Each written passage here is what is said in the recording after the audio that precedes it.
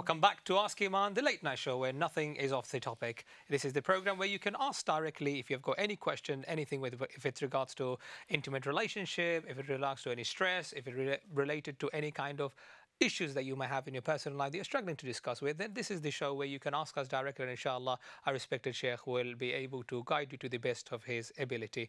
To get in touch with us, all the necessary contact details are at the bottom of your TV screen. And with us, we have Sheikh Khidr Hussain. Now, Sheikh, let's move on straight away to the questions. We've got a lot of questions to answer. Starting with a question, I don't take depression tablets thinking Allah might get upset if I rely on tablets. Now, I'm not believing Allah can cure me without depression tablets. Is it haram or a sin relying on tablets, medical tablets? The reliance, brothers and sisters, it needs to be upon Allah. Tawakkul is upon Allah. Hafiz ibn al-Qayyim, rahimahullah ta'ala, he says, profound statement. He says, الدواء من الطبيب والشفاء من الله فإذا جاء الشفاء فالشافي هو الله وليس الدواء. الدواء من الطبيب, the medicine is from the doctor, والشفاء من الله, and the cure is from Allah.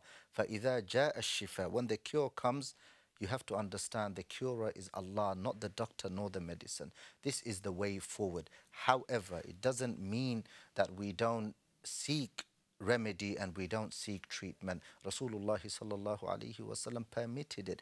He himself seeked incantation, for example, ruqya. كان النبي صلى الله عليه وسلم قد رقى ورقى وأمر بها وأجازها. Imam Khattabi, he says, the Messenger sallallahu alaihi wasallam, he himself seeked treatment. He gave other treatment. He commanded people to do treatment and he permitted treatment. So all of that put together, brothers and sisters, there is absolutely no harm in seeking treatment. However, reliance upon Allah subhanahu wa ta'ala is most important, that we don't become reliant upon the medicine saying that I was cured because of the medicine. Wal-iyadhu billah. It is the shafi, the one who cures, who gave me shifa. And this is why Rasulullah sallallahu alayhi wa sallam taught us that when one of you falls ill, then make that dua, adhib al-ba's rabba an-nas washfi anta shafi la shifa'a illa shifa'uka shifa'an la yughadiru saqama. That you call Allah subhanahu wa ta'ala and you say, Ya Shafi, by one of his attributes, his names, and you say, the one who cures, cure me. You are the one who cures. So make all of those invocations, these supplications, and at the same time, go for the treatment. Rasulullah says, لِكُلِّ دَاءٍ دَوَاء. For every illness, there is medication. This medication could be ruqya, the Shari'i method of treatment, incantation. It could also mean modern medication, the drugs that is used for treatment.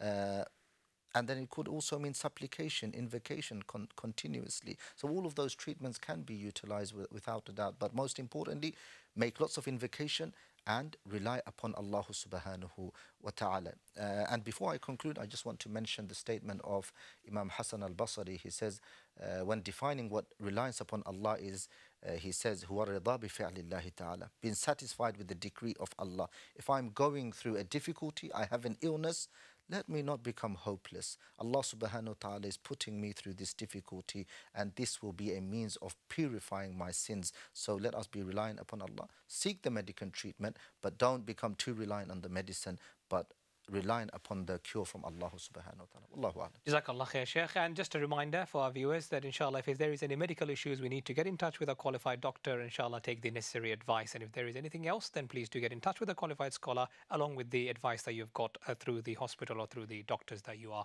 consulting. But thank you ever so much for asking such an important and valuable question. Moving on now, next question is vanilla flavoring in chocolate halal? The vanilla itself, if it's not made of that which is prohibited, such as gelatin or other ingredients that are generally known to be prohibited from a Shari'i perspective, Islamically, then there is no harm with that, because many of the sweets that people consume, it has vanilla in it. So it's always best to check the ingredient, because there might be a variance in what type of vanilla is used. So if it's a vanilla that has a product in it, it's a combined product that makes the vanilla itself, and there is that particular product that is prohibited, you have to abstain from that. So always check the label when it comes to eating. If it's an ice cream shop that you've gone to, always ask the person serving what sort of vanilla do you use, so just to be on the safe side. Just to add a little bit, if there is doubt, if you're not sure, What's So the best solution? if you're in doubt, leave it out. That's the simple way. Jazakallah khair. Thank you ever so much. There's a question about a sister. She says, how should a girl in school interact with a male teacher? When it comes to interaction between different sexes, especially our sisters who are studying, going to college and university, we're living in a place and in a period where this interaction is unavoidable, inseparable to some extent in our lives. Because if you're studying at university and you go to a lecture, and the lecturer is a male and you're a female studying a particular discipline where it requires that you go to the lecture, so you can't avoid it. But the interaction shouldn't be so much so that there is a lot of humor involved. There is lots of connection you could see building up between two people. That needs to be avoided. The interaction should be under darura, a necessity. So if it's a lecturer at a university, then he is my teacher. I'm in need of his aid and support, so I have to go to him for his guidance and his guidelines and his teaching and his knowledge and information. So we keep the limit there, that I don't cross the limit that the Sharia has given to me. When it comes to seclusion, that shouldn't be the case, that I spend a lot of time secluded with someone that is not from my mahram. Wallahu ta'ala a'lam. Jazakallah khair, Shaykh. And in short, if there is anything unnecessary, let's avoid it. Moving on, next question. Is masturbation haram? Also, how can I get rid of this habit? Masturbation, it's actually an oppression to oneself, that a person who cannot control their desires, a person who is deceived by shaitan, is punishing themselves. And it's all in the mind. That mind needs to be changed. The thought process needs to be changed. Al-istimna bil-kaf. This is the concept, which is relieving oneself with their hand. This is that which needs to be avoided. And there are certain steps that can be taken. First and foremost, I want to mention there is help out there. There are people who give guidance. There are people who have knowledge. There are people who can give you tips when it comes to how to come out of this, because many of the people, experts who work in this area, and quite recently I spoke to a brother who helps people come away from drugs, masturbation, and he's a community worker when it comes to reform and changing people's lives, people who are subject to their desires. The brother, he said to me that he deals with people and he speaks to them on a regular basis, and he tries to give them tips to come out of it. And he classes this as an illness. And this is my point, that masturbation can become an illness, that you are so overpowered by your desire that you have no control. You find yourself constantly involved in this. And this is when you need professional help, and there is professional help out there. You might need to speak to someone. You might need some tips from that person, someone who was perhaps, who's done this before and they've come out of it. So these are the people that you need to speak to. But more importantly, make dua to Allah to take you out of this, because it is an illness and you need to ask Allah, oh Allah, forgive me for what I'm doing and help me come out of this. Try not to be isolated, secluded. Try and keep, perhaps, and this is one particular tip I normally give, especially amongst the youngsters, because it's that adolescence time where people find themselves indulging in this particular act, is yes, we need internet on our phones, but try and keep your internet limited, especially when you are secluded. So if you're at home, yes, we have internet at home, no problem. But on the go, having internet and too many megabytes, and we have so much internet on our phone, and we find ourselves misusing now that we have our phones in our hands. So you yourself can apply some preventive measures, inshallah. Try not to be secluded. Be around people who will remind you about Allah, take you to the masjid, good environment. Wallahu ta'ala a'lam. Jazakallah khair, Shaykh. And that's a key message from Shaykh. Try not to be secluded, and that's the me time, which is the very dangerous element of it. Let's keep ourselves engaged and busy with activities that can take our mind away from such activities. And as Shaykh has rightly mentioned, do seek medical advice. There's professional advice out there, NHS. Speak to your doctor or GP, and inshallah they will be able to guide you through.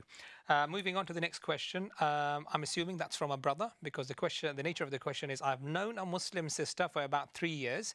Is it permissible to occasionally text message each other? Jazakallah khair.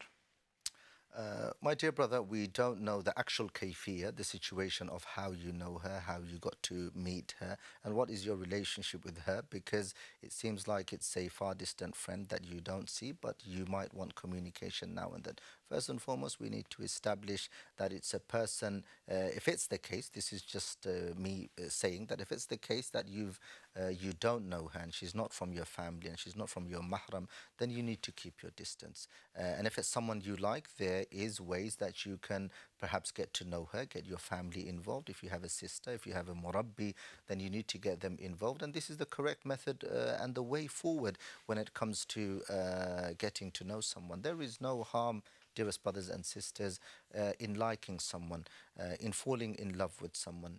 If you like someone and you are impressed by their quality, the way they speak, the way they behave, their characteristic, their beauty, so on and so forth, Islam doesn't prohibit that you disconnect yourself from that person. Absolutely not. There are means of you to get to know to that person. You like someone, Islam doesn't say you don't like someone. You can like someone, but follow the correct protocol when it comes to getting to know them. So avoid that communication. Get your family involved. I make dua that Allah makes it easy for you. Barakallahu feekum.